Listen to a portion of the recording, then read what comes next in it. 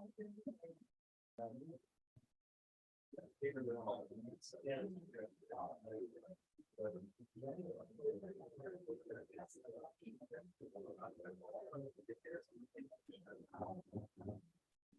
evening, everyone. I'd like to call the October 19th, 2023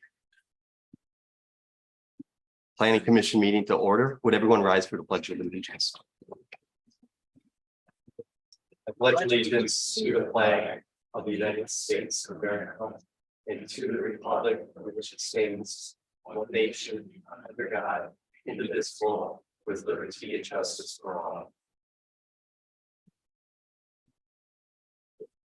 Good evening, everyone, and welcome to the October 19th, 2023 Credit River Planning Commission meeting.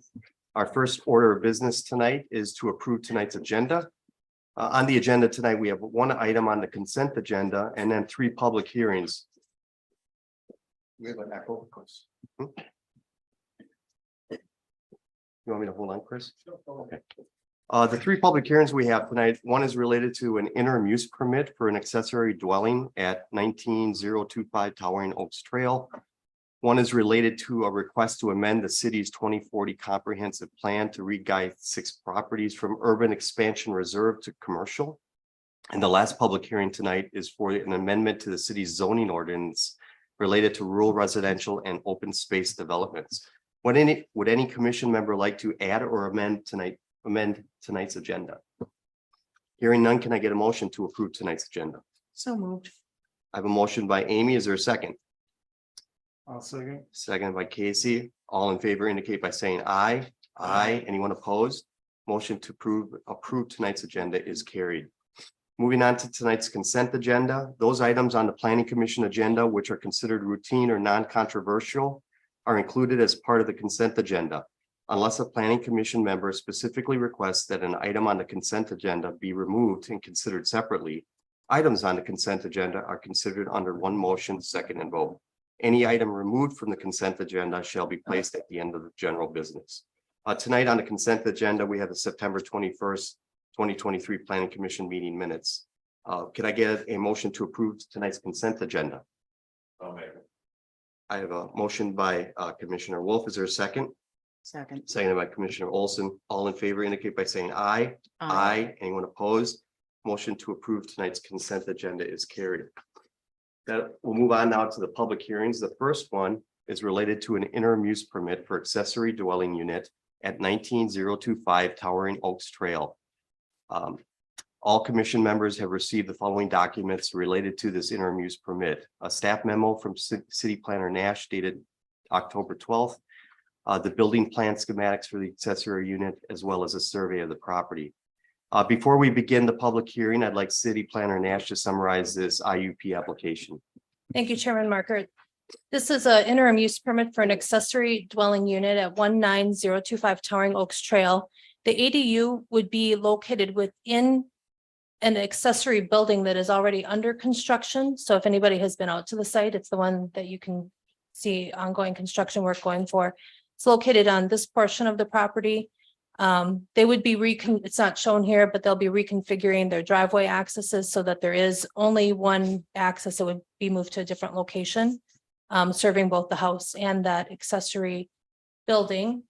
The plans that were submitted for the building permit originally did not show an interior finish at all. So that's why you're seeing this after the building is starting to go up already. Okay. We are recommending approval of the ADU subject to the conditions listed in the staff report. And the applicant is here this evening. Okay. Great.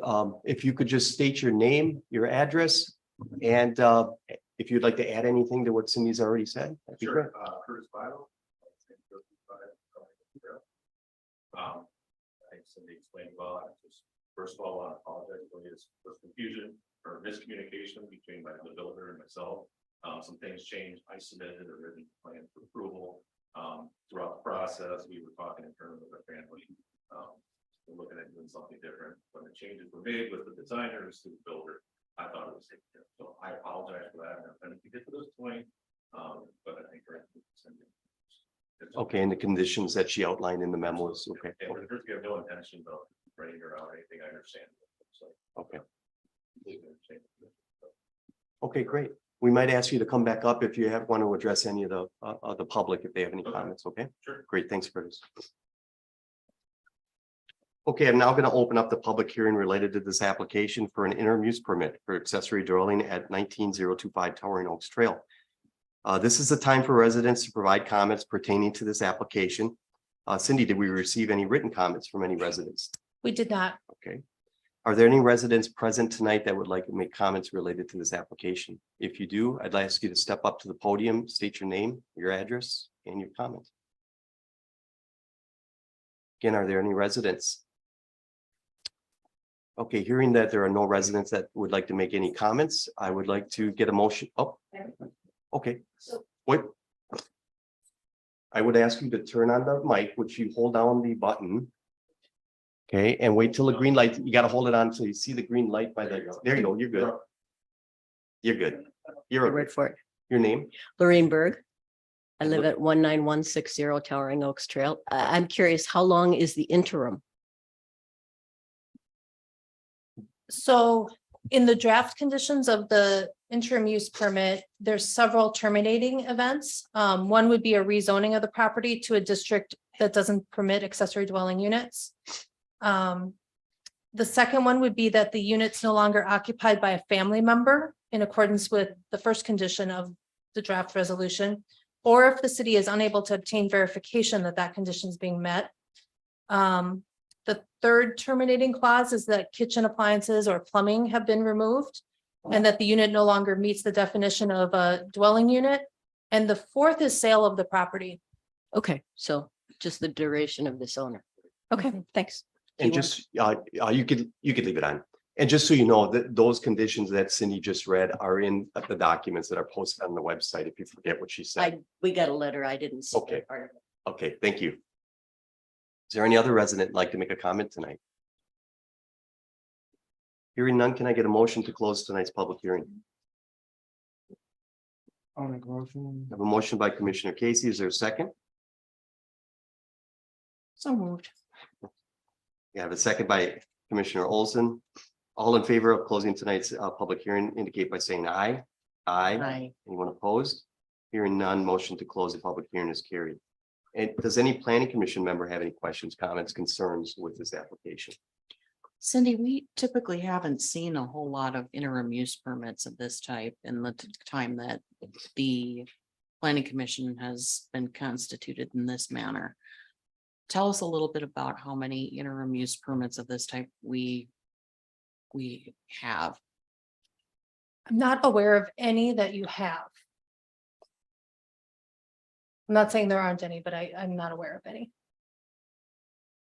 So Cindy, question then. Is the zoning for the property, does it permit sleeping quarters? It permits sleeping quarters for an accessory dwelling unit as long as somebody meets a number of different conditions that are specified in your ordinance, which includes obtaining an interim use permit. So then they would also have to build that to building code to allow for sleeping quarters.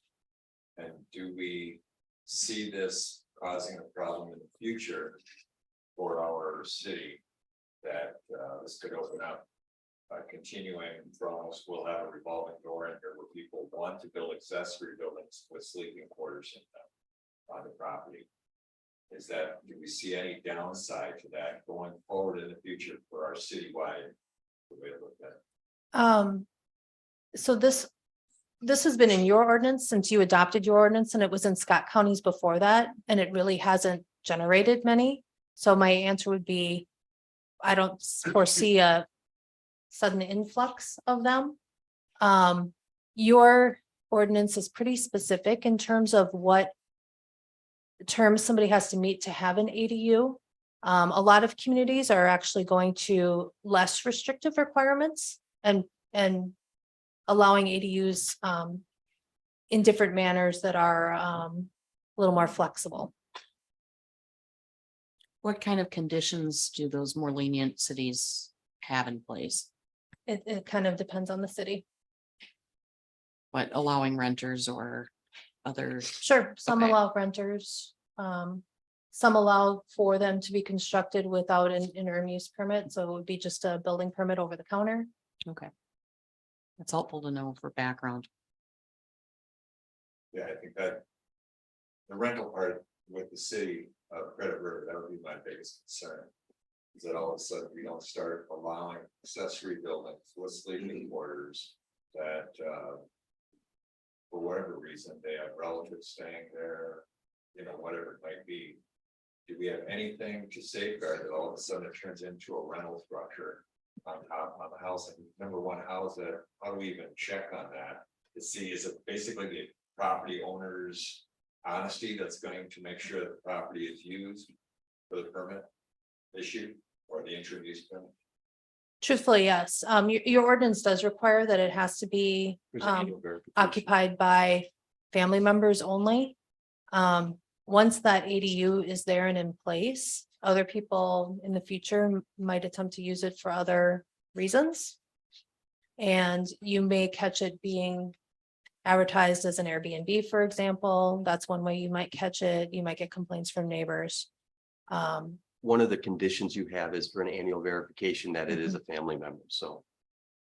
Right. Right, is that something that we ask them to verify? We send them out a form, or do they just come and send us a letter? We'll send them a form, but Okay. it will be just something that they're certifying and And as far as if a neighbor down the road has a complaint.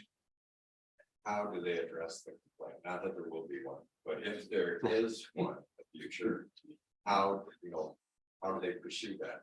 so same as any other code enforcement item that might occur in the city. Likely the city clerk would end up fielding a phone call with that complaint initially. And then it would be looked into. Is that looked into by who specifically from the city? That will vary, but By someone? by someone. Now, you have anything? No, I think it seems pretty Forward. straightforward. Amy? I don't have any additional questions. I appreciate the background. Great. It sounds like we're in agreement here. Can I get a motion to recommend to the city council to approve the interim use permit for an accessory dwelling unit at 19025 Towering Oaks Trail, subject to the applicant satisfying the conditions outlined in staff memo dated October 12th? I'll make a motion. I have a motion by Commissioner Casey. Is there a second? Someone? Well, second. Second by Commissioner Olson. All in favor indicate by saying aye. Aye. I, Anyone opposed? Hearing none, the motion is carried. Thank you. The next public hearing we have tonight is related to a comprehensive plan amendment to re-guide 6 properties from urban expansion reserve to commercial. Commission members have received the following documents related to this proposed amendment. A staff memo from City Planner Nash dated October 13th. The application for the comprehensive plan amendment dated 9/12/23. Table 24 of our current zoning ordinance that reflects allowable land uses for each type of zone. And lastly, a copy of the 1985 conditional use permit dated October 22nd, 1985, approved by Scott County for property 5 or on the applicant's application. I think it was property E. Before I open up the public hearing, I'd like City Planner Nash to please summarize the application for us. Excuse me, guys, could you speak up louder? I can, I have bronchitis. It's going to be hard for me to speak up tonight. I apologize. Hardly hear you. Maybe. I'll move the mic up. Thank you.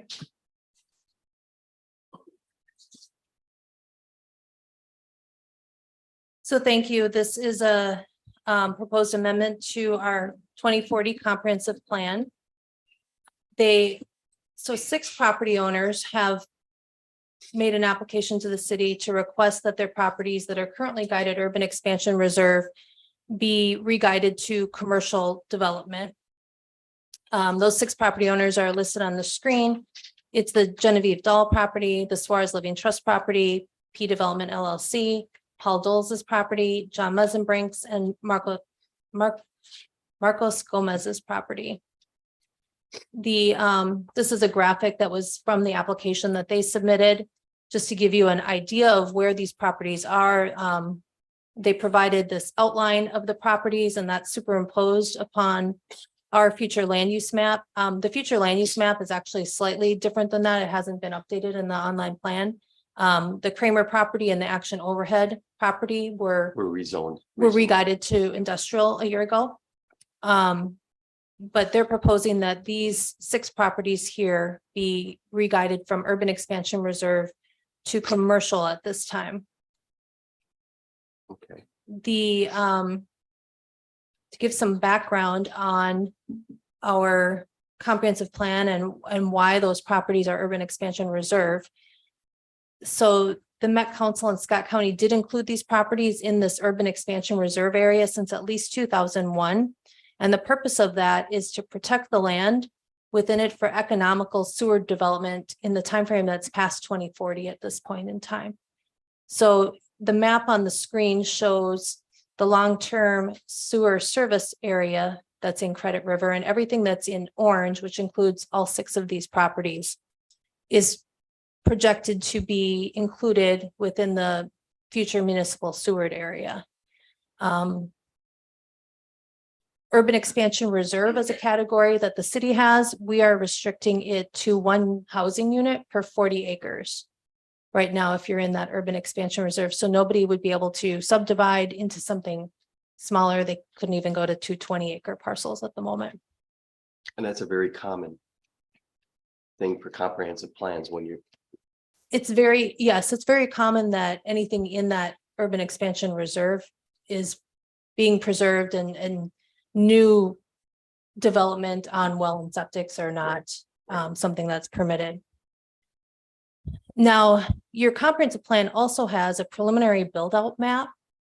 This is not your official future land use map. The purpose of that plan, of that map within your plan, is to start a conversation about what the future of the city might look like within that urban expansion reserve area, so that we can make projections for water and sewer purposes, and then have a starting point for a discussion when you update your 2050 plan in a few years.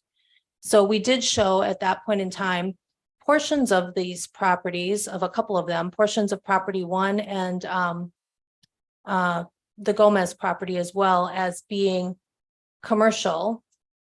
Separately, there were properties in different areas that were shown as being industrial. And then the balance of the properties that are part of this application were shown as medium density residential within that plan. Now, all of those commercial and industrial areas were projected at that time to be developed at urban densities sometime in the future, instead of rural densities in a earlier time frame. And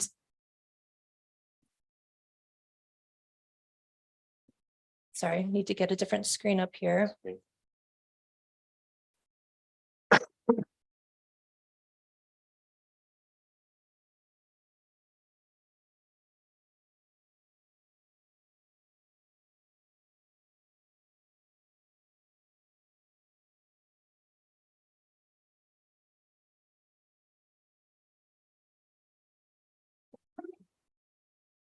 So the application that was submitted discussed that that these properties are currently being used for business purposes.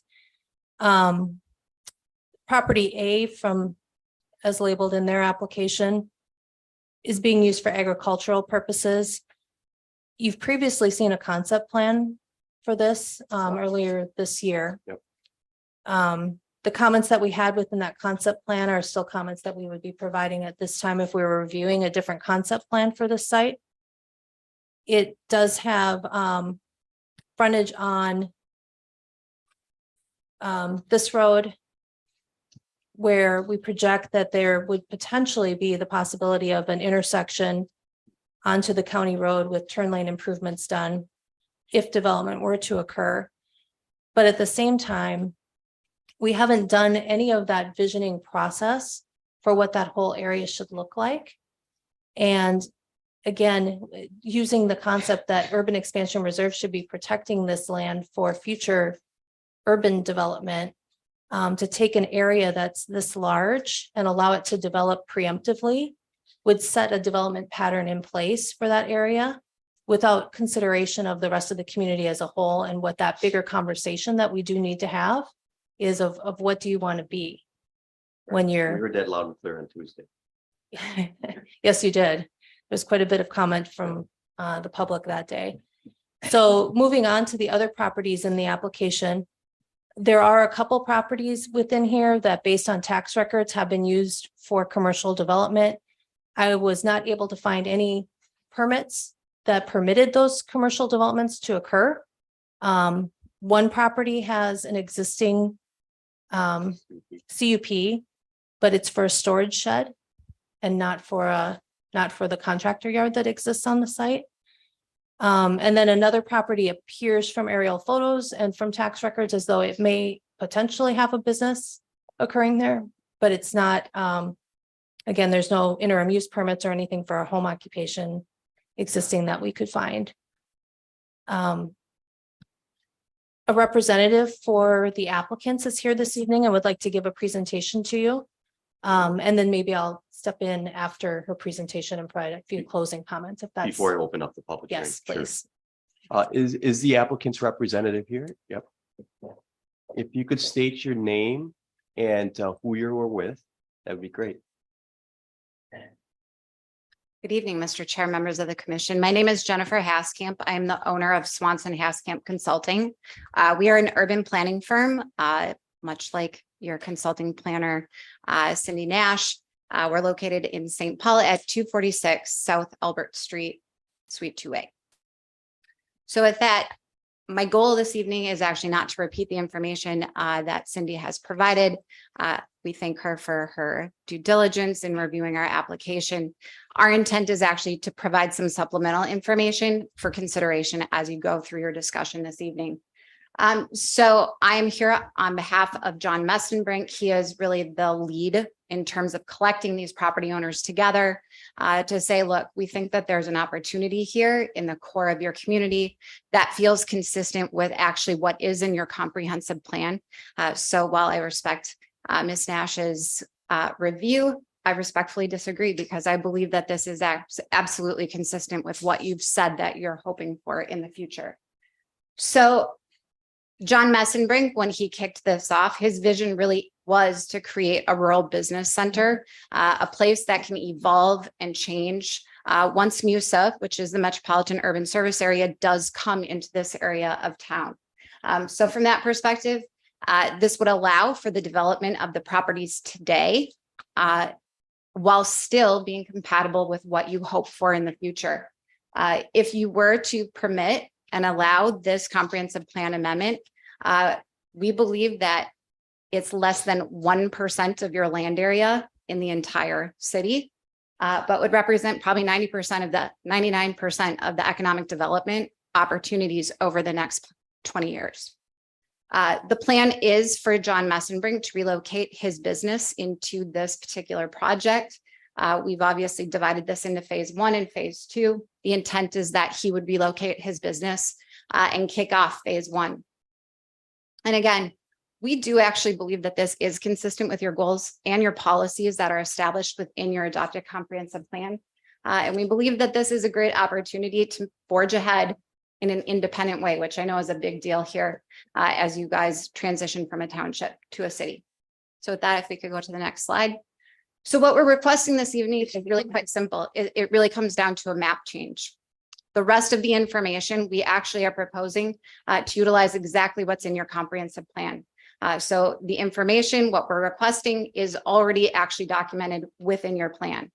So from that respect, we are asking to simply re-guide the subject properties, which once again represents less than 1% of the land area in the whole town. Again, the idea is that from now until post 2040, which again is almost 20 years at this point, the idea is that we will have a high functioning, high quality rural business center located in your community that will contribute to your tax base, provide jobs, and have the ability to hook up in the future to the MUSA once it is here. Cindy already talked about the area that is the subject of this comprehensive plan amendment. It is approximately 140 acres. The idea is this actually does focus around a pretty key intersection in your community, but maybe is not the optimal location for where a really new town urban center might be located. In fact, that is further to the east and was identified by Scott County's comprehensive plan for several decades prior to this. That does seem to make a lot of sense when you look at the development patterns that exist around that particular area. As a result, guiding a more substantial area for commercial development would allow for the location of jobs and businesses to be located where a new town center might be in the future post 2040. So from that perspective, we believe this is very compatible and would actually support whatever new town type of development might go further to the east. I'm not going to belabor this. There are several businesses. I would characterize them as rural businesses that are already in the area. Rural businesses are critical to the success of townships. They offer opportunities for folks to be able to live and work in the same geographic location. This happened before the pandemic. And of course, we've seen that accelerate post-pandemic. So this offers a great opportunity for those rural businesses that do exist today to remain compliant as opposed to being non-conforming, which they currently are based on your current land use and zoning. Our concept that was provided in your packets this evening is really the idea that we break this out into two phases. The first phase is the subject that was a concept plan prior. It's approximately 90 acres. That would be phase one. Phase one would get divided up in a mix of uses consistent with your commercial land use designation, which would include general business, some retail or commercial, and then also potentially some light industrial uses. So our understanding of where your comprehensive plan is today, I offer this as background just because I've heard some rumors through the grapevine, even though I don't live down here, that there's some question about what does this mean in terms of the sewer, how it works for the future MUSA hookups. And so understanding sort of the background of the comprehensive plan and some of the key information that's in there, I think is very relevant to help the discussion. So basically what your comprehensive plan is today is a copy paste, or it's an adoption of what the township plan was in the comprehensive plan prior to incorporating as a city. As a result, you use their land use designations, and then you also use their zoning district designations. This is an important distinction from community designations. Community designations are what the Metropolitan Council has identified. The community designations are not land use designations because the Met Council does not have land use authority. I'm going to talk about that in just a moment. That matters because it talks about densities, and it also talks about what you're allowed to do within the area that we're talking about. The future land use plan that's in your comp plan is the approved identified future land use plan. I'm not saying that the build out plan isn't relevant, but that is not a future land use plan. And that is not approved or recognized by the Metropolitan Council. Otherwise, you would have to have that within a MUSA or planned service area, and you don't. The MUSA areas currently are limited only to the far northwest corner of the site, or of your city, excuse me. Those areas are very small. Those are the areas that are within this, what we call planning period. Planning period, meaning from 2020 to 2040, all right? Anything outside that area is not in the planning area for MUSA or services prior to 2040. This is reflected accurately in your plan, but it's worth noting because there's some concern that if this goes in, it's somehow going to impact or make it not possible to sewer this in the future. And that's not true. All sewer calculations that are in your current comprehensive plan actually only relate to those two areas, right? They're very small geographic areas that abut Savage. There are no other sewer calculations from the MUSA that are provided in your plan. That's because there are no other sewered areas in your current city. Again, the build out plan, I certainly understand you have to get going in terms of thinking about the future, how that might work. But it is just a concept and it is not something that is implementable because the sanitary sewer is not there and is not planned to be there until post 2040.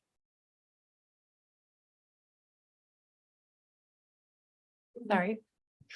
That's right. All right, so in terms of, I mentioned the community designations, the Metropolitan Council identifies this particular area as diversified rural.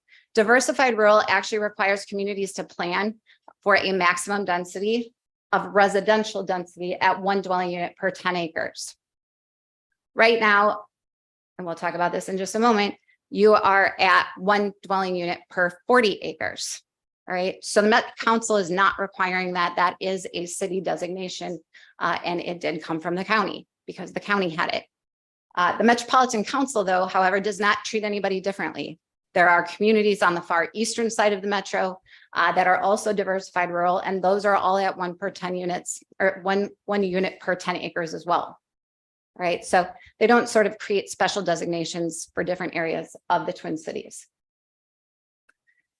In your current comprehensive plan, there is a map that actually suggests that the area we're talking about be emerging suburban in terms of the community designation.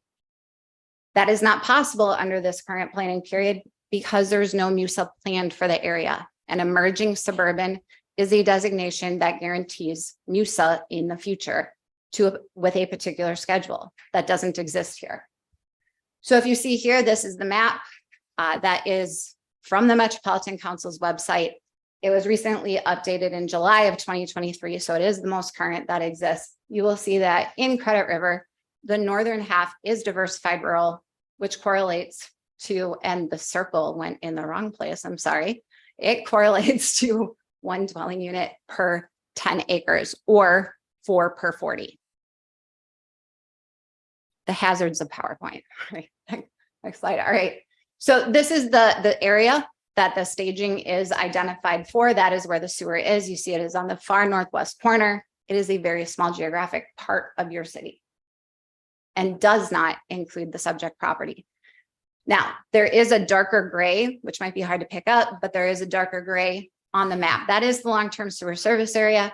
Cindy referenced that. What that area actually means is that anything that happens within there either needs to stay at the diversified rural designation, which is 1 dwelling unit per 10 acres, or if you're going to develop something in there, you have to easily be able to hook it up to sewer in the future. You have to plan for how that transition happens. So as a city that has that designation, you're required to say, if a development comes in, you have to do it in such a way that you can hook up to the MUSA. All right, the next slide. As Cindy mentioned, the current area is identified as urban expansion reserve. It's basically a copy paste from the county. So before you took over your own land use and your own zoning, this is the policy that existed. It does date all the way back to at least 2001, 2004, I found it. And it is in the 2010 comprehensive plan for the county. So it goes back that far, but this is the county's designation. In fact, in the prior comprehensive plan, the Metropolitan Council actually had this at rural residential, which would have been 1 per 2.5 acres. Right. So this is really driven by, thought that was my phone for a minute because I have the same ring. But that is driven by the county. All right. So it's reinforced by the county. The county has it in its zoning. It also still has it in its comprehensive plan. When you all took over, it's my assumption that you took the information that was from the county, which makes sense because incorporating is hard. And there's a lot of work that goes into that. So the comprehensive plan is something that you just want to adopt and have something in place.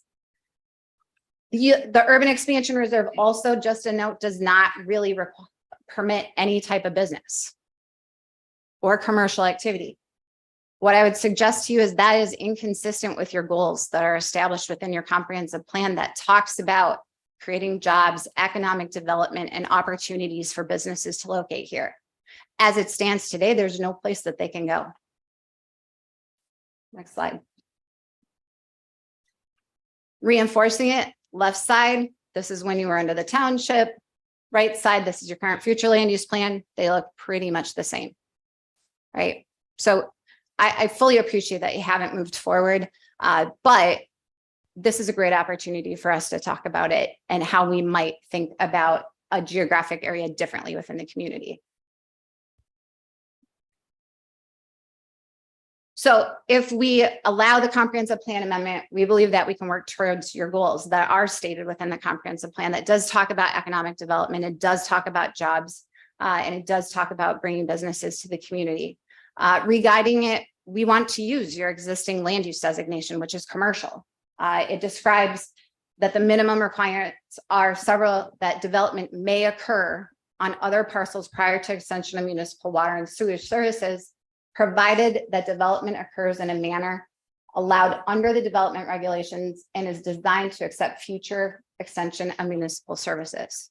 That definition from your plan mirrors and matches exactly what the Metropolitan Council has stated in terms of the long-term sewer service area goals. So from our perspective, we're asking to do something your plan already allows. We can go past this. We talked about it earlier. But this is the concept plan that I believe you guys have looked at one time before. This is obviously still a concept plan. However, we did hear folks' concerns and have talked about how we might be able to achieve a mix of uses here. Some being light industrial with some outdoor storage, some being general business, and then also providing a transition buffer between the subject property and the residential that lies south of here. There would be a very easy way to bring in a transition between those two uses to make sure that the folks that are in that residential neighborhood are protected. If you were to approve the comprehensive plan amendment, which I understand you would be recommending approval, if I can convince you this evening, what would be the next steps? Well, the next steps would be, we would apply for a rezoning of the property. The rezoning would be likely a PUD. The PUD would allow for a mix of uses, and it also would give a way for us and you to work cooperatively together and make it a win-win for the town. The idea is that by facilitating a discussion through a PUD process, you could establish conditions. We could work with you to identify what those are. The idea there could be buffer and screening requirements for parking and outdoor storage areas, tree preservation of significant trees that exist on the parcel, wetland protection and landscape improvements, appropriate land use transitions between the subject property and what happens south, and then also the infrastructure planning to make sure that whatever goes in here can be hooked up to the MUSA in the future. So with that, we hope you'll reconsider. I know the staff's recommendation is to deny, but we do believe that we are consistent with your current goals and your objectives, and that this is a great opportunity for the town.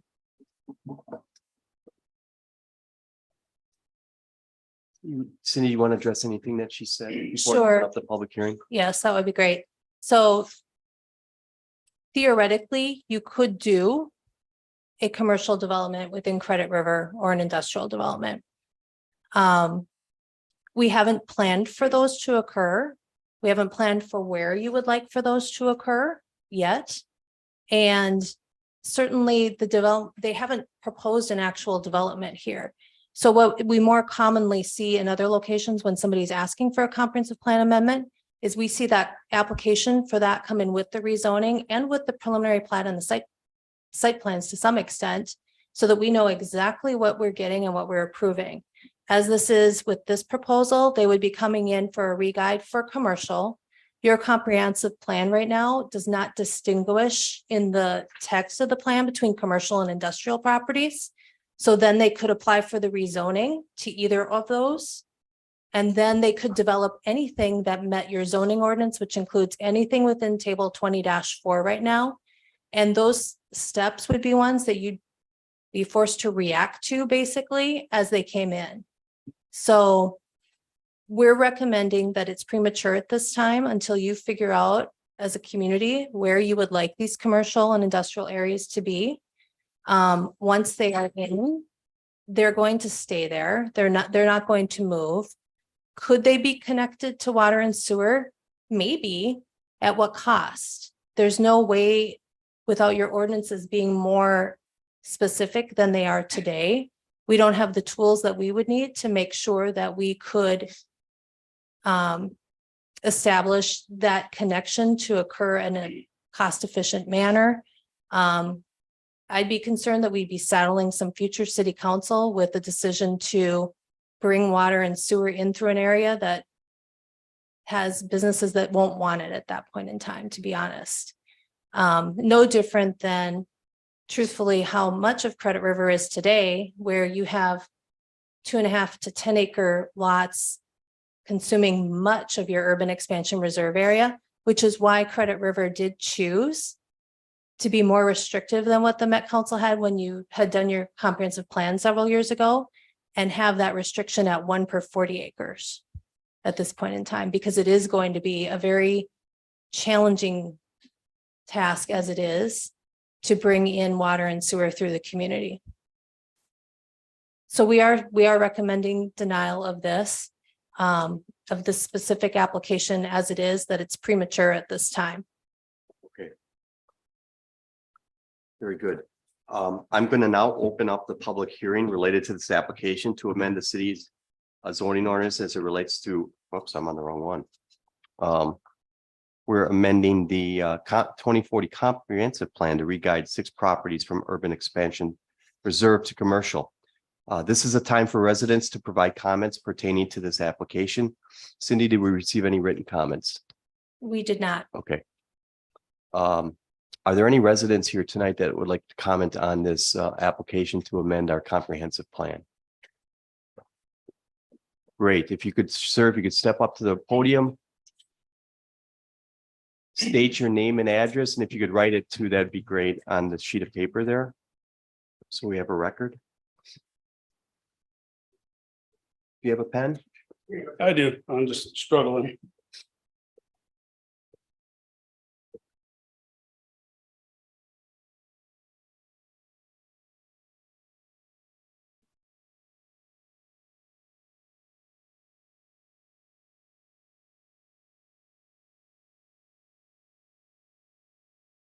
My name is James Schlimmer. I live at 7512 175th Street East. That'd be the dot here at the end of all these properties. This rezoning may comprise less than 1% of our city, comprises 100% of the south side of the road I drive on every day. Every day.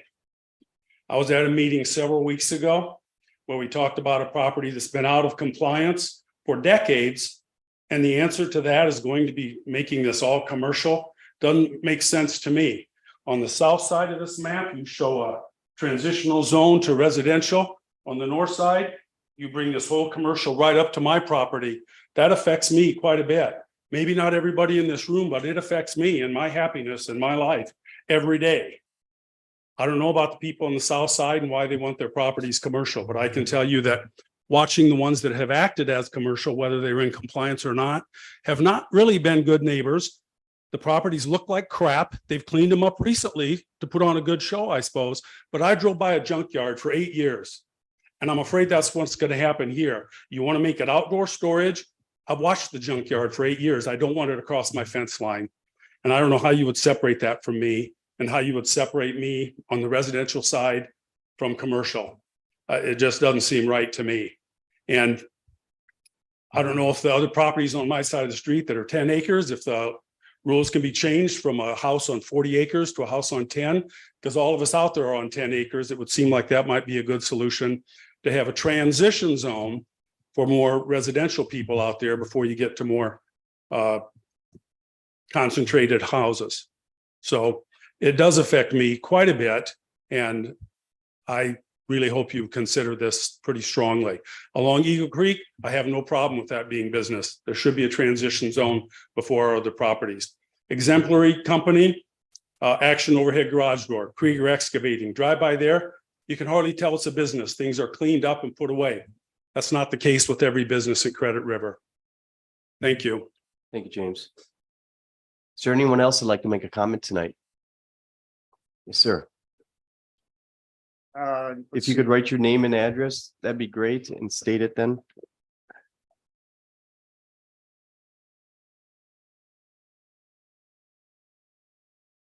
Yep, so Dave Martell, 17935 Texas Avenue. So I mean, I think you're gonna hear from people tonight that, there's a lot of demands on this area. I don't think most of us are in delusion it's gonna stay a farm field forever. I mean, that's nice to think about. It would be wonderful for me, but I understand that's not realistic. There's a lot of people, the Feldmans want to sell their property. I understand that. Why wouldn't they? Meserbrink, he wants to provide for his family, his employees, however many he has up there. The city wants tax revenue. I get that, but the current residents have a lot of reasons they live here. I mean, there's a lot of reasons we moved here. I really think Credit River is going to be one of the most, if not the most desirable, neighborhoods, communities in the whole metro area. I mean, it just has a lot of potential. It's got beautiful rolling hills. It's fairly rural. And I think people will want to keep moving here. In my mind, these property values are going to keep going up. The city's going to have plenty of tax revenue, as long as we don't screw it up, frankly, right? I mean, I don't think any of us really wants to see in the next 10 years an industrial park. If you get rezoned, and I think if I don't know what the name of that table is, but it could be anything. It could be garbage, transfer stations, recycling centers. It could be filling up propane tanks. I mean, I think there's a real flaw here between commercial and industrial. Those are very different things. And when I look at that list of possible businesses that could sit there, it's terrifying, frankly. So anyway, try not to get too emotional here, but I will say this, right? I mean, I've lived in Richfield, Egan, Burnsville, Savage. Those were fine communities, but the reason we lived here is it's a special place, right? I just think you guys really got to think through, what do you want it to become? The next couple of meetings, next couple of years, that's going to make the call, right? So I just think about that. There'll be some talks about job creation. I don't know. This is a different world. A lot of people work out of their homes. The people working there, are they going to live in Credit River? I think that might be a stretch a little bit. I just don't know that's a big deal. I think the tax revenue, how much have you looked at how much tax revenue, existing buildings that he's already put up bring in? I don't think it's that much to the city. I think it's really, really small. I mean, look at the stuff that, the houses going up down here, $1 million, $1.5 million, $2 million on 3-acre lots. That's going to bring in way more tax revenue than outdoor storage is going to bring in. So I thank you for your time. I know you guys got a tough job. I know that's why you make the big bucks, but I was here on Tuesday as well. That's pretty brutal. So anyway, I thank you a lot. And once again, I know the world's going to change. We get it. I just, be careful about it. Thanks, Dave. Thank you.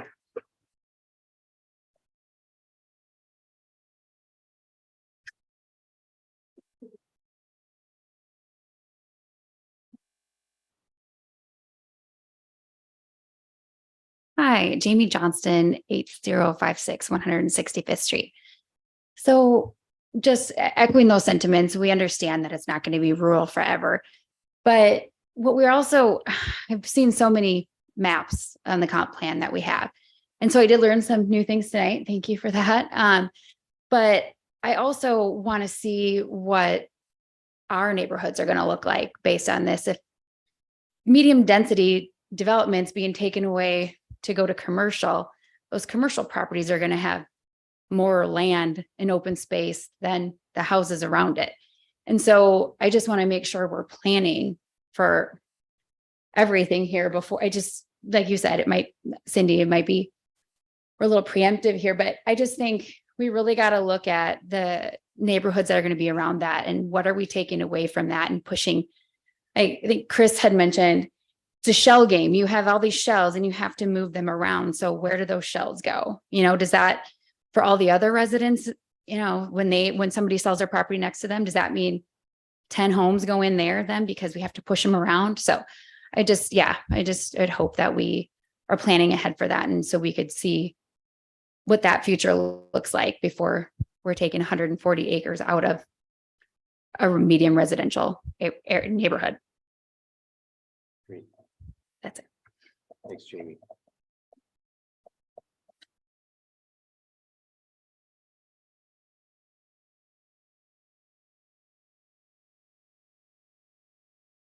Is there anyone else that'd like to make a comment tonight about this amendment, proposed amendment? Anyone else? Sir?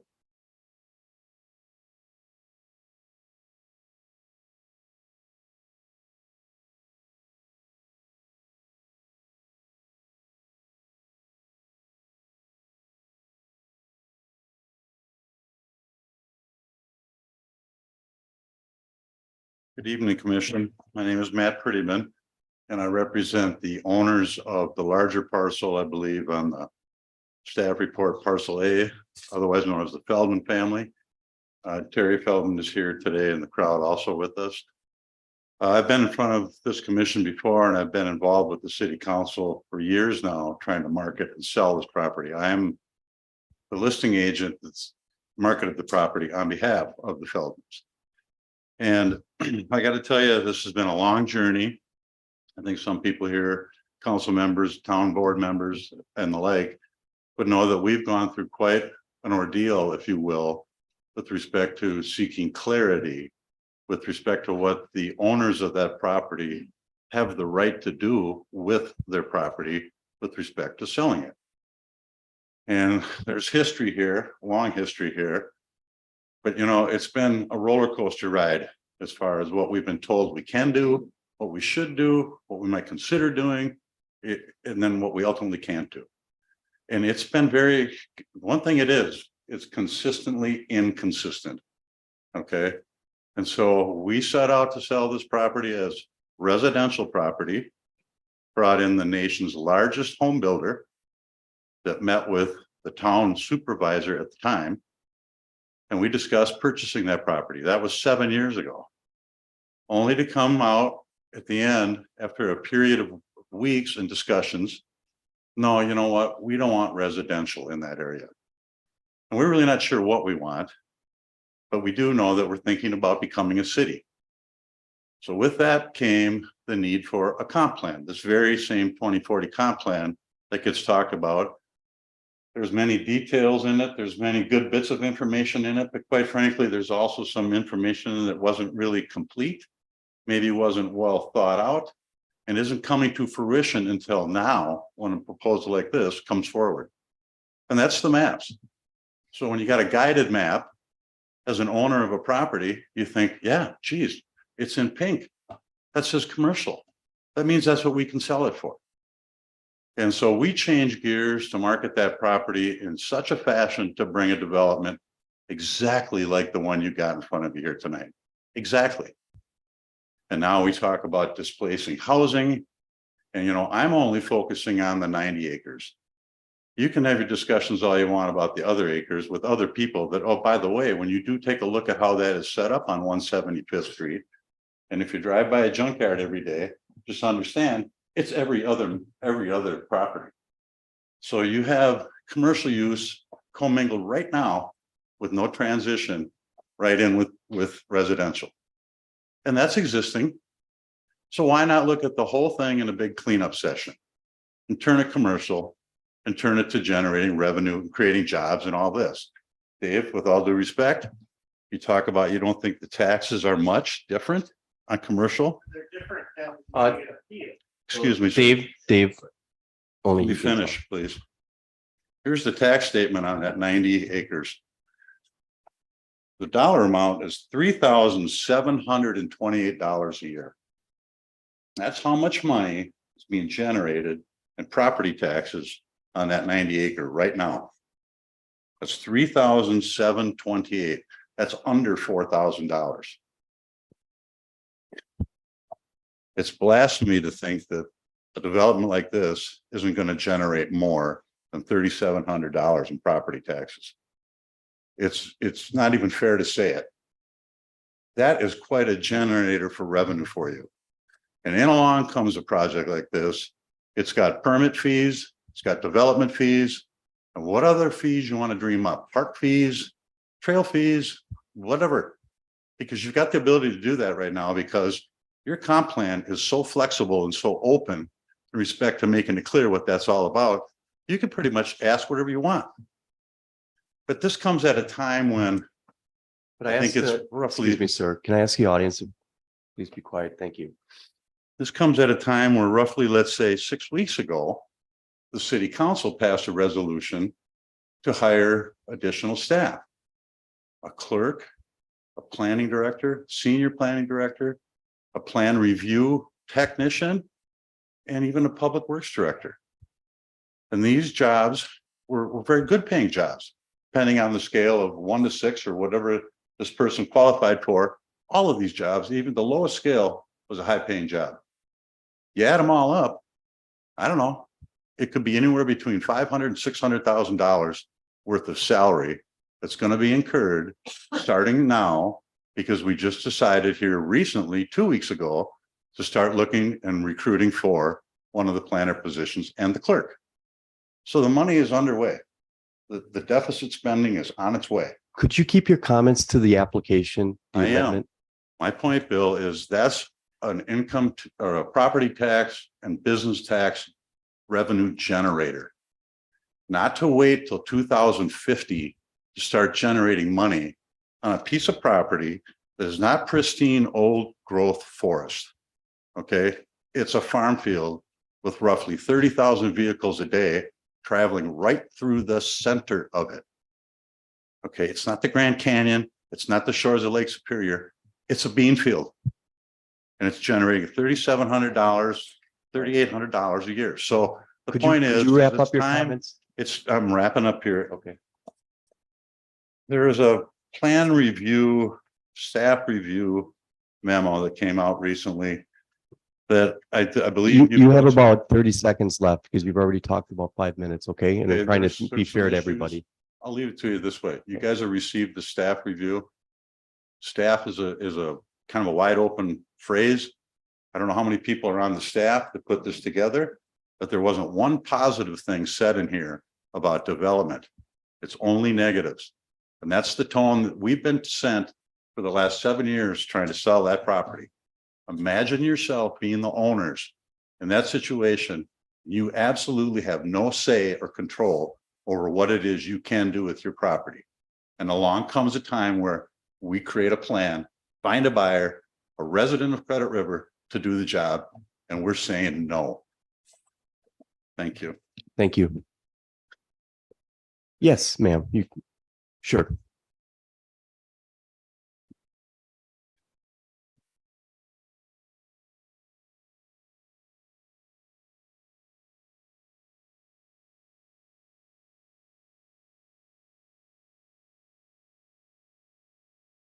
Hi, Hi. I'm Mary Holt.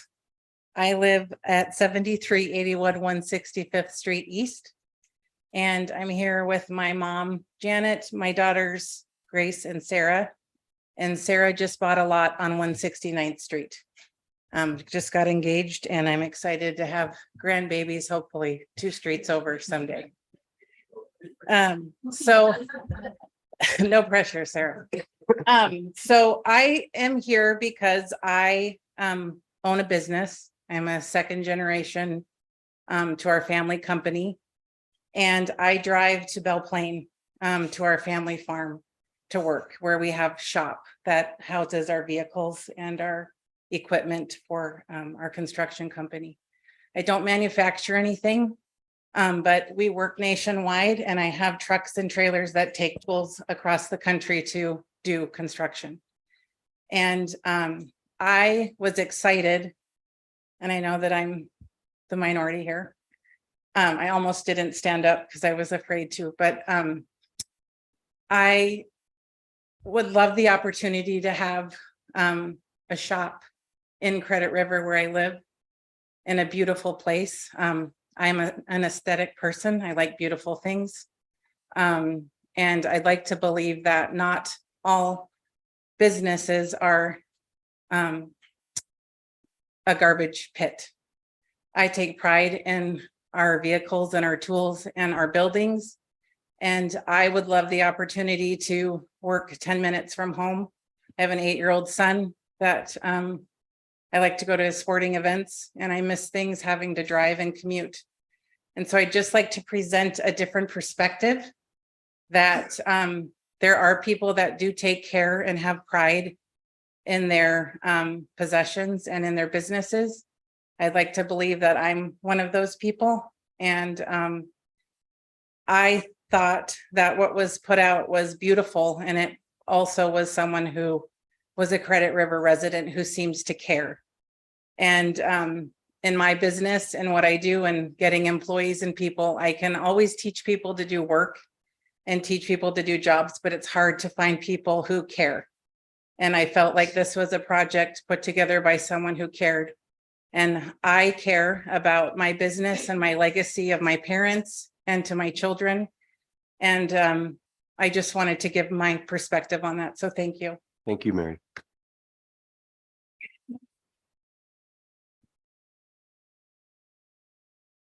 Are there any other residents that'd like to make a comment related to this amendment? Yes, you may comment if you'd like to. Now's the time.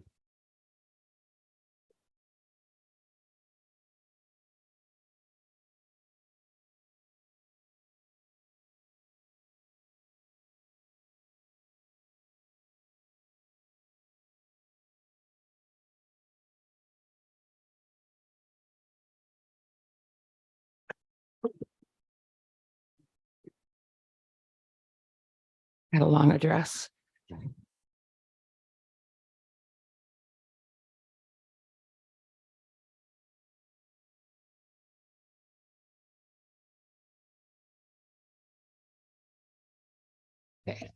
I am Teresa Feldman. I'm the youngest of the Feldman family. And we've owned this property since my parents died.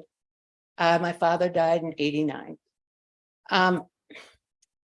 We've kept it as farmland with the hope that it would be of value and increase in value.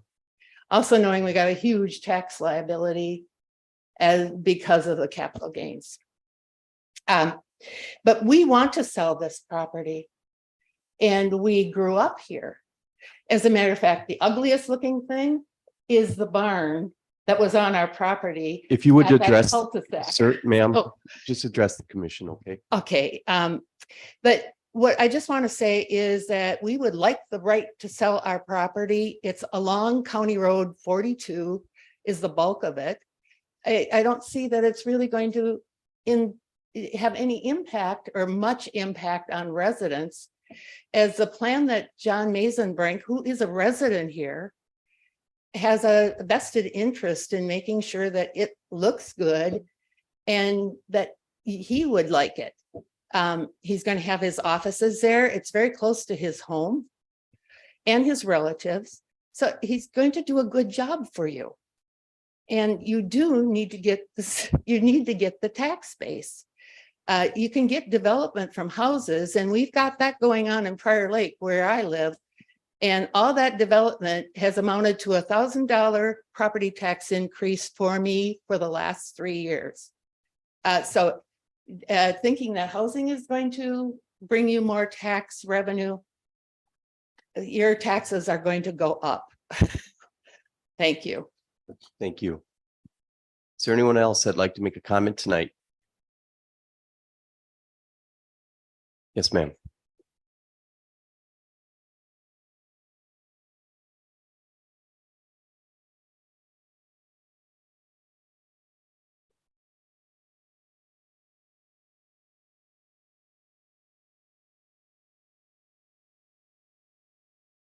My name is Jackie Carlson Hayes. We own the property on the corner or across the street from Clear Lake with the white fence. Sorry.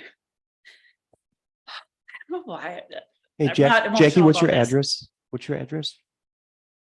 I don't know. It's parcel 30 and parcel 31. It's right attached to it's.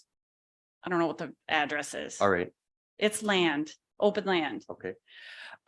With regard to what Matt Prettyman said, I think as a landowner and as because the property is open, I think we do need to have some direction on what that property is.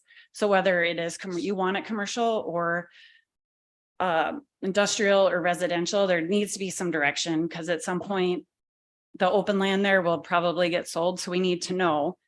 A second point that I would like to make is the city has approached us on purchasing our property and making it commercial, which is adjacent to the A land or the Feldman's property. So I think there needs to be a decision made on what the land is intended for. So. Okay, thank you.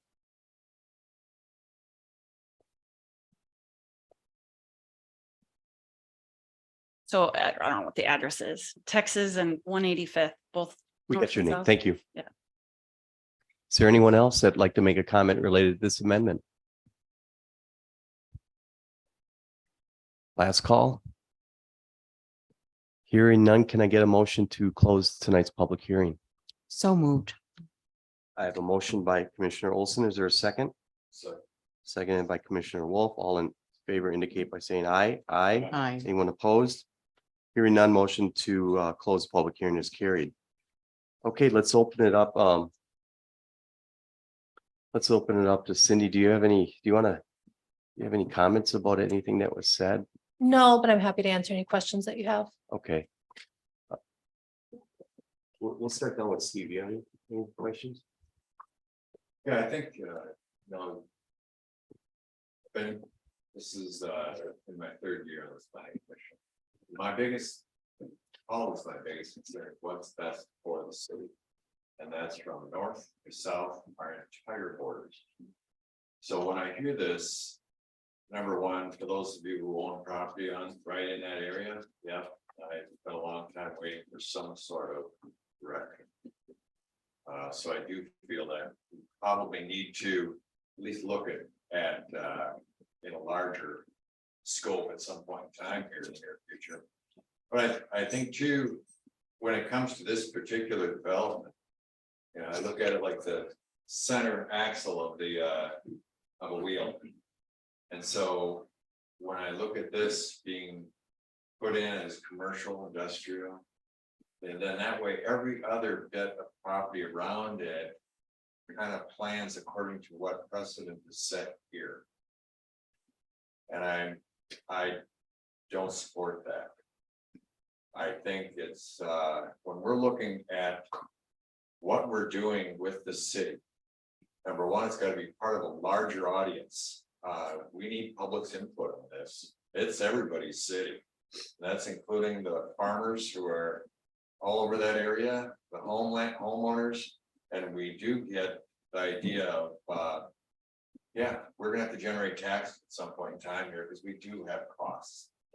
But we've seen further development, including like what was proposed has now been pulled off the table, you know, on our southern border for housing. So depending on as far as what's zoned for what right now, that is likely to change. It is, as we look at developments as it's coming this way. And we do want to be able to generate a certain level of income. So that, because we will hear from our property owners within Credit River about our taxes escalating. But even with all of that said, this is the first one of the party right now. And I just have to see a larger development picture about residential, multifamily, commercial, even industrial. We know it's all coming. But I also agree that the city of Credit River is a primo location. I see County Road 21, that specific area being the prime area for our development for this city. And because of that, I just cannot back this proposal without having some sort of bigger picture. And that's with all respect toward property owners who are there. They have waited and waited. But we've gone from a township to a city, which is a process in itself. We're also looking at residential coming down from the north. That's our main corridor. I heard it tonight. 30,000 vehicles coming in through there every day, is what I thought I heard. That alone should tell us that we've got to make sure however we do this, we do it right. Because that's the face of Credit River right there. And that's it, 30,000 vehicles, and that number's only gonna go up. So I just, personally, listening to all the testimony tonight. We gotta look at this two ways. Number one, yes, can we wait till 2040 to decide what we might do there? I don't think so. But to say we're gonna go ahead with this piece and then all other development spins around it. I think that's not the way to move on here. We've gotta have a big picture here. We've got to, but it's something that we need to move on to. I think that's. Yeah, Yeah, no, I'm kind of piggybacking off what Steve just said. I definitely have a hard time. Private property owners should have the right to sell their land if they so choose to. So yeah, I think there should be a vision, sooner than later, so that, what's going on. And, if Cindy, do you have any idea how much tax money would be generated from commercial use? No, because there is no specific development proposal here. We can't estimate tax revenue for this. and you also have to look at the opportunity costs that if you put in certain types of property on that land, what do you lose by putting the other types of property on that land that was planned? There's an opportunity cost. So if medium density housing was going to be put there, that's going away now. What was the taxes for that we could potentially get versus the commercial? So you have to look at it like that too. You can't just look at it, well, here's today, and you gotta look at the Well, opportunity even cost. looking at commercial or industrial land, there's an opportunity cost there because what you might get today might be totally different types of businesses than you Sure. might get in 5 years or 10 years. And the development pattern of how those would look might be totally different. Right now, we don't see that you're going to get any retail at the moment. Right. Necessarily. We do know that there's demand for businesses with large outside storage areas. Mhm. Another thing, so on that map, it said transition to residential. What does that mean exactly, or what is that? I don't know what that means because that, again, their sole ask with this application is to change your comprehensive plan for those 6 properties from urban expansion reserve to commercial. What shows on a concept plan that they've submitted, first off, there isn't a definition for what that transition to residential would be, but they could come in with something else once you grant that comp plan amendment. It could be completely different. Anything else? I'm struggling to understand how this could work in absence of the application as mentioned. I think that this is somewhat nebulous, that there is ambiguity, in that the request could go from commercial to industrial. That makes a huge difference. And so I'm really struggling with that aspect. I also think we have to take into consideration that the infrastructure may not exist for this. If Scott County denies us the ability to have an intersection onto those county roads, what happens to that traffic? It's going to go onto 180th and 175th. I've driven both of those roads. They are a challenge on a good day. And I grew up driving gravel roads that are hillier than that here in this community. I don't know what it would cost. And I'm curious if Shane's on the call tonight to find out what the estimate would be if we have to upgrade those roads in order to be able to handle that kind of traffic. There's a cost associated to that. And so I really want to go in with open eyes in any decision we make, with the idea that this could have positive economic development. It might, but we might have to spend a heck of a lot of city dollars that may or may not be in our capital improvement plan in the near future. If a proposal is brought forward and we somehow are not able as a community to have development pay for those costs. So I appreciate the proposal. I appreciate landowner rights. I am concerned and have to make this decision based on what is best for the community, based on what we know now. Do we know if Shane is available? Shane is not on the call. Okay. But you're right, there's nothing in our capital improvement plan right now that accounts for any type of road changes we'd have to make, or I know some of these roads are not paved. They're still gravel, and if you have commercial property on gravel, my understanding is you can't, according to our ordinance. Is that correct? So not all of the roads that serve these properties are currently a 10-ton Right. road. Typically what we would do is any improvements that need to be made would be something would have to be made by a developer. If we're talking about a proposal for a plan with all the applications from a comp plan amendment down to the site plan going at the same time, all of that can be communicated very easily to the developer. They can come in knowing that that's the case. When you have properties that are already zoned commercial or guided commercial and easily then zoned commercial, because that would be the appropriate commercial or industrial would be the appropriate zoning under your comp plan right now. To the extent that there's insufficient infrastructure, that's going to create a challenge because there's going to be an expectation that they could be used for those uses today. Okay. Without any investment on their parts, because they'll think, well, there's already a road there. Anything else? I may, but please. I think it's premature to approve this amendment tonight. We're going to be talking about creating a vision statement for the city next year. It's in the budget to spend some money doing that. We're going to start our comprehensive plan update for 2050 in 2026, so a couple years from now, a little over 2 years from now.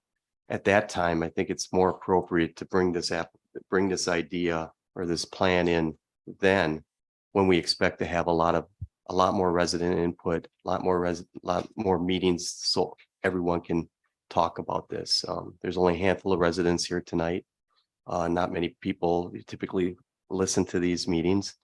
But I just think it's premature to go ahead and do this. It's not in our plan today. It's not what we have it guided as urban reserve, and there's rules for urban expansion reserve, and we need to follow that. We can't just I don't believe we can just one-off a change in that without getting more of our city involved in the decision in that. And the proper time to do that is when we're updating our plan for 2050. So I appreciate the fact that we're not earning a lot of taxes on that land today, but there's opportunity costs, and none of that's been figured out. We don't know if we lose all that medium density, where do we put that? And that's going to impact a lot more residents in the community, and because I'm speaking for myself. I wouldn't want medium density next to my house, and a lot of people won't, but we're going to have to figure all that out and recalibrate density that the Met Council demands. And we can't approve this until we know all of those things. And so I'm not in favor of amending it at this time. I am in favor of, when we start talking about amending our comp plan in a couple of years, that these applicants bring their ideas forward and the whole community can weigh in. Anyone else have any comments? Otherwise, I'd like to get a motion from someone. And the motion can be whether we accept or we approve the amendment, or we deny the amendment. We recommend to the city council we approve the amendment to the comp plan as proposed, or we deny it. Make a motion that we deny approval. I have a motion to deny the amendment to our 2040 comp plan. Is there a second? I'll second. Seconded by Commissioner Olson. By the way, the motion was made by Commissioner Wolf. All in favor indicate by saying aye. Aye. Anyone opposed? Hearing none, motion to deny the application to amend our 24 comp plan to re-guide 6 properties from urban expansion to commercial is carried. Thank you. Okay, the last public hearing we have tonight is related to an amendment to the zoning ordinance related to rural and residential and open space developments. Commission members should have received the following things. A staff memo from City Planner Nash dated October 23rd, October 13th. A draft of the ordinance amending the City of Credit River zoning ordinance related to rural residential and open space design development. And then 2 red line documents reflecting the proposed changes to section 35 and section 80 of our ordinance. Before I open the public hearing, would City Planner Nash please summarize the amendments that are being requested?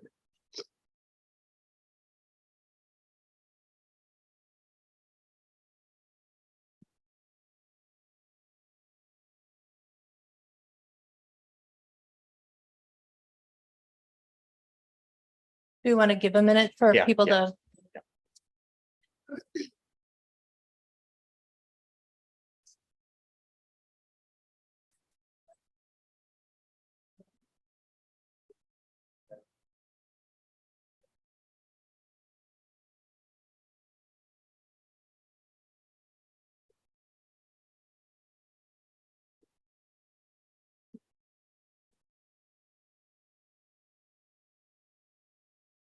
Okay, I think we're ready. Thank you. Okay, thank you. So for your consideration this evening, you do have a developer proposed amendment to chapters 35 and 80 of your zoning ordinance. Section 35 is related to the rural residential zoning district. Section 80 is related to open space design. As you're probably aware, the city has had various reviews and discussions in the past about the properties that are immediately to the north of the territories neighborhoods. Those were received preliminary plat approval previously by a different developer. And since that time, Mr. Kowalski has purchased those properties and is looking to do a slightly different vision of what as compared to what they had done in that case. Specifically, he's planning to rearrange where some of the CSTS lots are within that development into a development pattern that would move those CSTS lots from locations where they were on territory 5th edition that was not ever recorded, but was previously approved, and move them closer and more contiguous to the existing CSTS lots. He's also proposing to do the development differently than territory was originally completed. So they are hoping to have more lots on CSTS than territory 5th would have occurred. This is going to require, in order to do any types of approvals for a project such as what they're proposing, that I think you all had looked at as a concept plan earlier this spring as well. It does require for an amendment to the existing conditional use permit for that open space design that exists for the territory neighborhood. They also have to do a new preliminary plat because the preliminary plat is expired. Now, that's a challenge because currently section 80 of the ordinance does not allow for any new developments to occur utilizing that chapter for open space design, which is the one that created these neighborhoods. It allowed those existing neighborhoods to exist and be there. But the city wasn't interested in adding any new CSTS systems. And technically, we're not adding any new system. We're adding properties to the existing system, correct? Yep, correct. So that is their proposal to add more lots to an existing CSTS system. So these properties are within the existing subordinate service district. Yeah. There would have to be some improvements made to that CSTS system. We knew that at the time when territory 5th was being proposed as well. Yeah. So these proposed amendments to these 2 sections are to provide that opportunity to open section 80 back up so that they can apply under that to have a new preliminary plat and amendment to the CUP that would already cover their portion of the property, basically. We've worked with the developer to put together the ordinance amendments that's in your packet. We think this is a good framework for accomplishing that goal of trying to replat that portion of the neighborhood. And provide that opportunity. It also does keep it closed, though, in terms of you would have to be within an existing subordinate service district in order to utilize that section. So somebody still could not propose a new development with an open space design on CSTS systems in some other part of the community. It does clarifies a bunch of additional language. The packet had the red lines in there. I'm going to just highlight sort of the more substantive points here.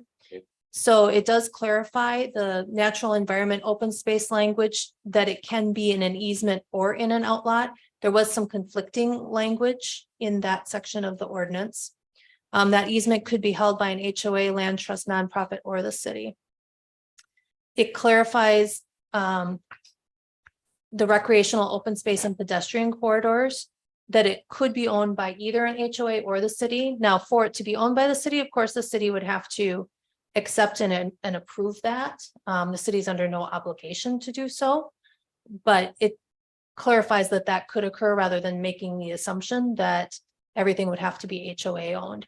That's largely following along some discussions we've had in recent months regarding trails in that area. And so we can open up the possibility of the city accepting ownership of the trail corridor through there.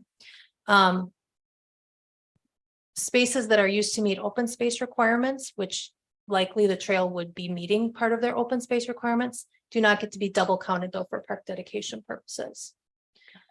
Another thing that this does is it moves the lot size, width, and setback requirements that are currently in that open space section 80 over to chapter 35. Rural residential, to make them easier to find for everybody. It's not, these properties are all zoned rural residential. It's not intuitive when you're in that section today to know where to look to find those setbacks. So in that chapter 35, then those setbacks are coming into that section. It's creating a distinction in the setbacks and lot sizes and everything else for CSTS versus ISTS lots. And there is a somewhat substantive change in that it does change the side yard setbacks for the CSTS service lots. So currently it's a 30-foot requirement per the ordinance, which would allow that to go down to 20 or 15 feet, depending on the lot width. There's some inconsistencies between what the ordinance says and what Scott County's ordinance previously said as well, and what actually occurred in the territory neighborhood. So while platting the territory neighborhood, there were some lots that were smaller in width that have smaller setbacks in the side yard per the plans, but that was never incorporated into their CUP or anywhere else. It's very, very difficult to find that. So this is putting it into the ordinance. That does open up the possibility that people on those CSTS lots, if they can meet the lot size requirements that we put into this amendment, that they could potentially do, say, in addition to their garage or something, and use a little more space on those side yards than maybe they have today. To the extent that any of the existing CSTS neighborhoods in Credit River are not enamored with that potentially, they likely all have their own covenants that specify setbacks, and they would just need to enforce their setbacks instead. So before you go on, are you worried about that happening where we're going to get a boatload of people wanting to come in and use up more of their land? No, not likely. Okay. Could it happen? Sure, there could be some people who would make those applications. Yeah. But you're saying homeowners association, they have their own requirement, or they have their own, They do. and those supersede the cities?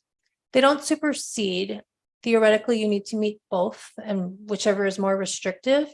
Now, that said, the city does not enforce HOA requirements, so we would only enforce what's in the zoning. So we would issue a building permit if somebody's meeting our zoning requirements.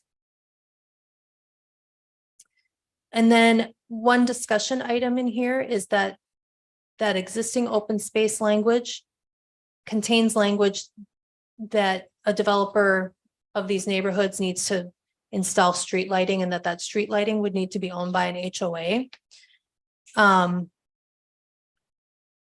And that has been what it has been for all of these open space designs that have been completed in the past.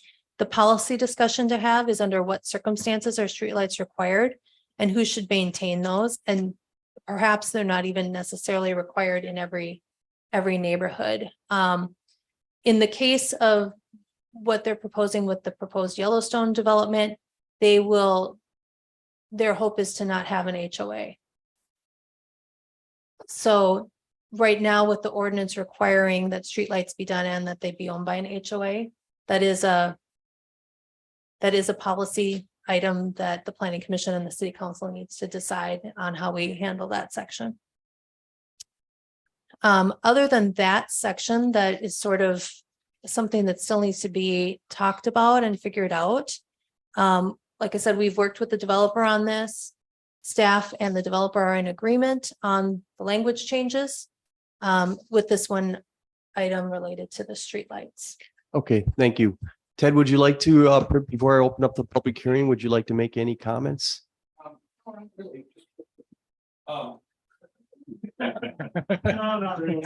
Just state your name for folks that may I not. had the right to remain silent. I didn't have the ability. Yeah, Ted Kowalski. It's not my line, it's from Ron White.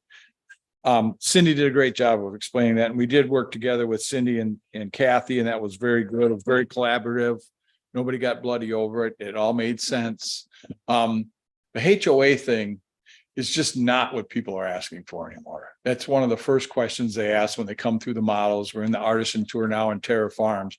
It comes up in the first 5 questions. Is there a HOA here and what are the dues? There isn't one. Great. And that's not to take a knock on HOAs. I think people don't want them anymore. And believe me, I develop and do neighborhoods for a long time. If people wanted it, I would be doing it. If people wanted really robust HOAs, I'd be doing that. I am responding to the customer and what they're asking for. And streetlights out here, not in the rural areas. That's not what people want either. And you make it too easy for people to drive fast down the roads by lighting them all up. They drive them faster. If you make it so it's quieter and people got to slow down. So no argument with any of that. I'm here for questions. If you have any, I got a few maps. If you want me to hand, if you guys want to look at it, I can give you small maps. Those haven't changed since the last time we talked about this? No, they really haven't. I kind of put our logo on it. I'll take a map. I'll gladly take one as well. Here's a area too. And I'll just clarify that while Thank you, Ted. Ted's handing this out for an example, we're not looking at the actual development tonight. Yeah. Just helpful. Well, We have to do this first. we'll get bloody We up do. over that. Cindy. I'm sure we will. But we got to take it a piece at a time. So Ted, I might ask you to approach then if you want to address any of the public, if they have any questions, okay? Anybody has questions? Okay, thanks.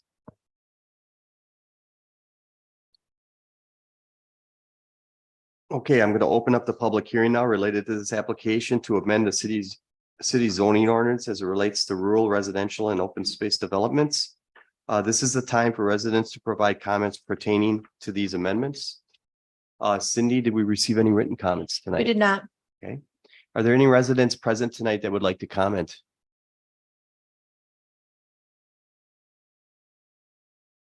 Any residents would like to comment? Okay, hearing none, I'd like to get a motion to close tonight's public hearing. I have a motion by Commissioner Wolf. Is there a second? Oh, second. Second by Commissioner Casey. All in favor of closing tonight's public hearing indicate by saying aye. Aye. Anyone opposed?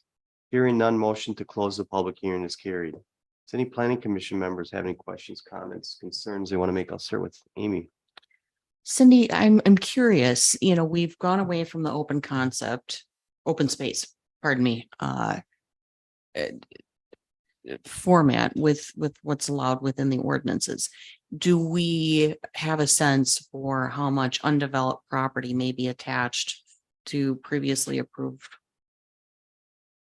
projects that, you know, is this fixing a situation for one specific development that is not complete yet, or is this is there potential for this to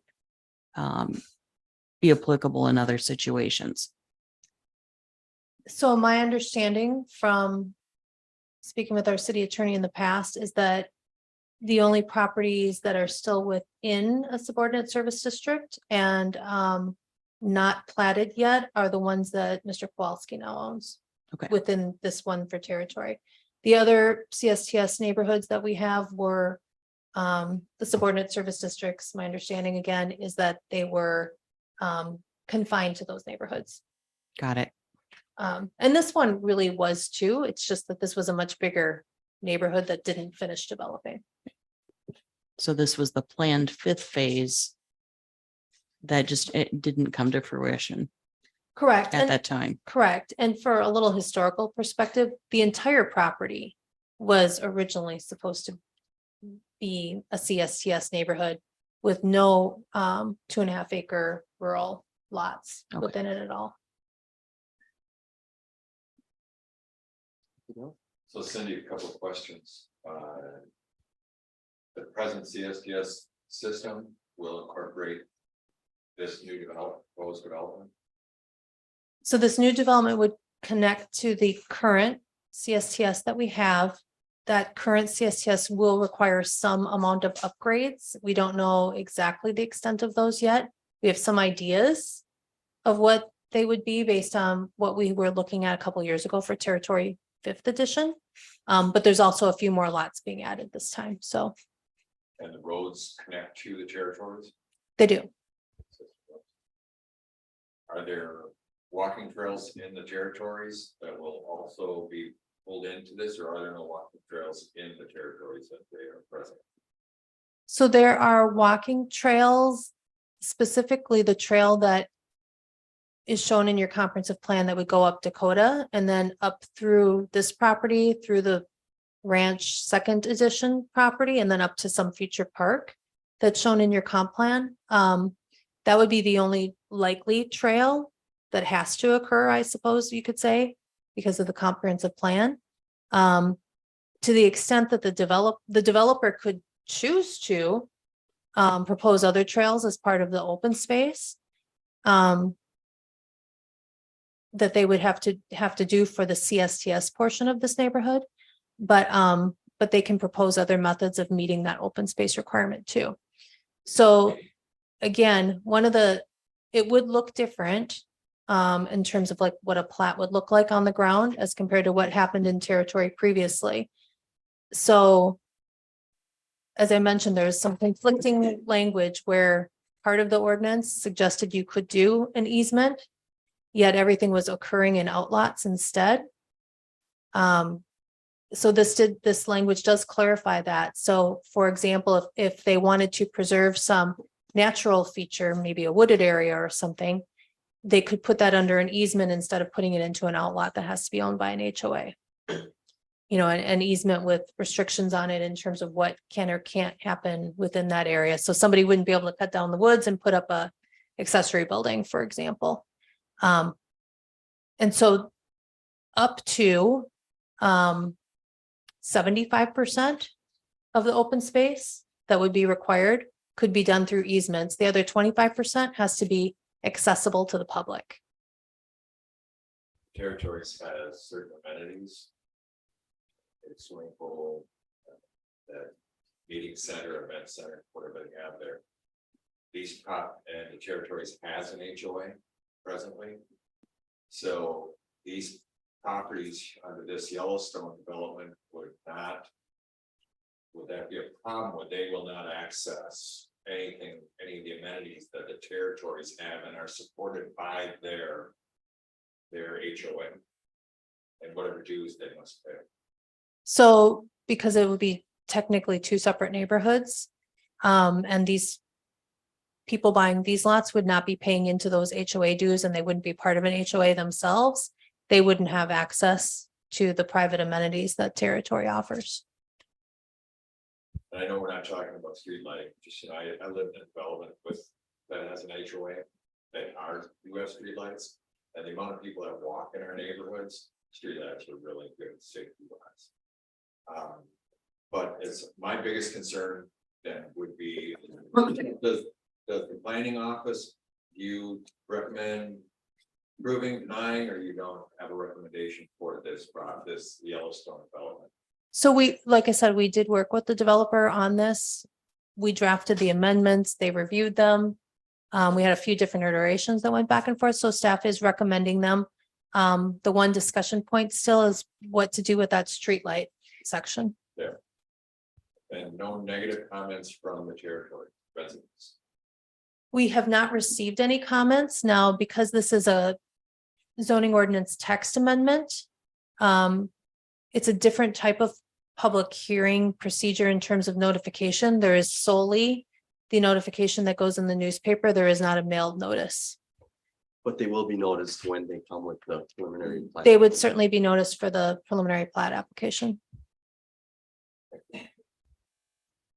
Cindy, so, the upgrades to the community septic, who is responsible for those? The developer would pay for those. That's including all development, all roads, curbs. Are there curb and gutter on these roads? We go back and forth. I don't think so. The territories right now doesn't have curb and gutter. And cost, we look at it. Would you mind, just so everyone can hear you, that there's people online. Okay, roads. What were we talking about? Curbs. Curbs. Yeah, I don't think so. We put them in Terra Farms. They look really nice. We put them in Crestview. They look really nice.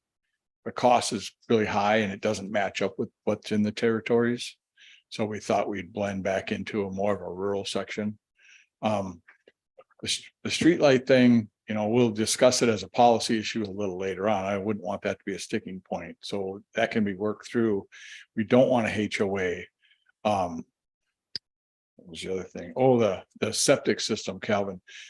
That CSTS has to all be approved by the MPCA and the upgrades that they require and permit. So we'd be responsible for all that. So even though you're approving this ordinance amendment tonight, as we bring the preliminary plat things through and we start sending off to the MPCA for their approvals, everything is contingent on that. If we don't get MPCA approval, we can't put these many houses on it.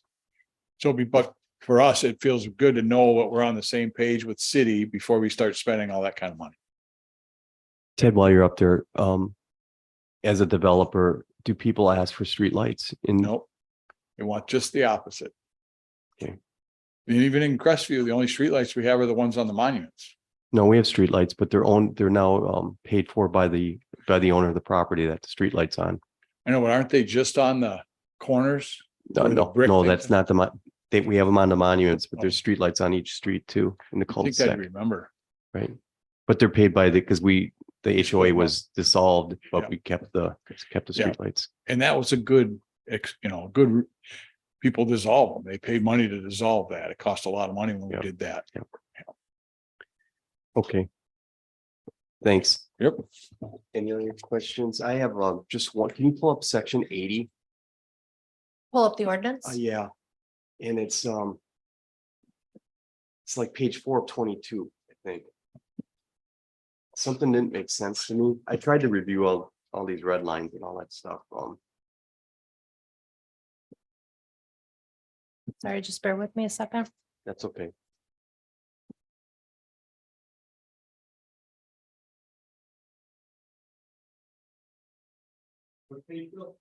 Well, it's the base district lot requirements table with the star and the asterisk and the double asterisk. I guess it is page 4. Yeah. Page 4? Yeah. I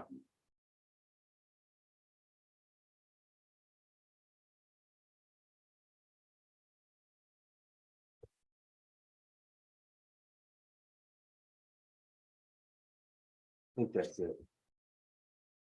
Yeah, that looks it. So these asterisks confuse me.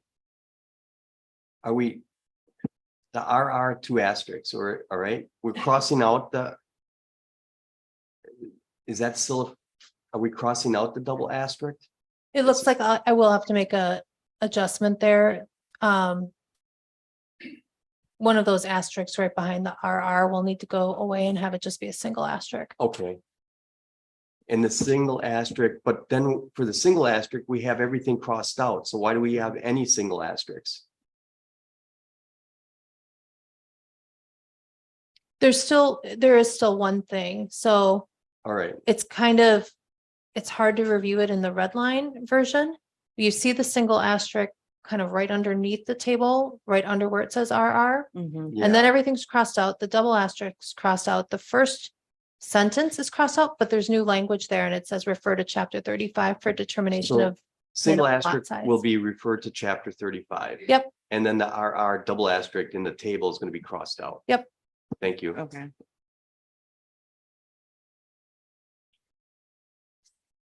And that was really about changing and putting like with like within the ordinance. It was, but there's also significantly more information in section 35 in terms of how you calculate what the lot size requirements would be. Got it. So it's simpler to refer back to that section rather than leaving a very small summary version here. Okay. I guess I'm going to ask commissioners, do we want to address the streetlights too? I mean, today the ordinance says that under an HOA, well, what does it say? It says existing, or if it's streetlights are the existing ordinance requires streetlights that are maintained by the HOA. And we don't have an HOA in this proposal. So then who owns the street? Who owns the street lights? Do we want street lights? And if so, who pays for them? Right? Right, or do we want to create language potentially that doesn't necessarily require the streetlights, but gives the possibility of that being something that's included in the neighborhood? Or if you wanted to require them, See, so my preference. do you want them to be publicly owned and maintained or have them be HOA owned and maintained? There's a lot of policy discussion related to that. I think. And I believe Administrator Reynolds is doing some research and preparing some of that for the city council. So we probably shouldn't address that tonight then. I mean, my preference is that it's up to the developer if he wants to put streetlights in, and if so, it's not the city that pays for them, it's the development that pays for them. And it can work, well, it can work without an HOA. I mean, it works to the MI subdivision where the owner, whoever's property has the streetlight currently installed, they pay the bill for it. So, Personally, I think we should probably there'll be some more discussion around that. so we just won't make it. Right, especially when it comes to the actual territories being notified, and they have streetlights in there, they may also have some public input to that. So I think at this point in time, if we're gonna vote on the concept plan. Well, we're not voting on concept plan tonight, just the two of Yeah. the amendments to the Yeah, zoning amendments.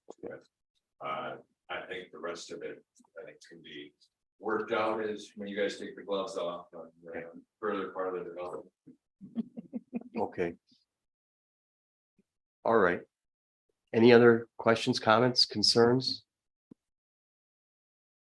Hearing none, can I get a motion to either recommend or deny the city council to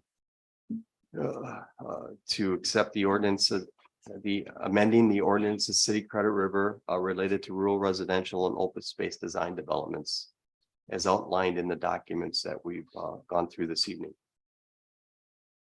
Motion to I'd make a motion to recommend the change. approvals? Yeah. Okay, good. I said that horribly. I apologize. Is there a second? I'll second. Second. I have a motion by Commissioner Wolf, a second by Commissioner Olson. All in favor indicate by saying aye. Aye. Anyone opposed? Hearing none, motion to approve the zoning ordinance amendments with the noted changes is carried. With no other business in front of us, can I get a motion to adjourn tonight's meeting? Excuse me. Can I ask a question before I leave? After I close the meeting, you can. Otherwise, you're out of. I can't accept any more comments, but You can ask me the question when I close the meeting. Okay. Okay. Do I have a motion to adjourn the meeting? I'll make it. I have a motion by Commissioner Wolf. Is there a second? Seconded by Commissioner Casey. All in favor indicate by saying aye. Aye. Aye. Anyone opposed? Hearing none, motion to adjourn is carried. Thanks, everyone. Have a nice evening. Thank you, gentlemen. Thank you.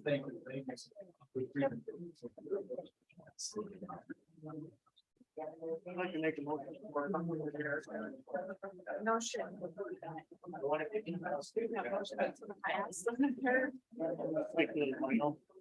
Okay, we want to make a motion.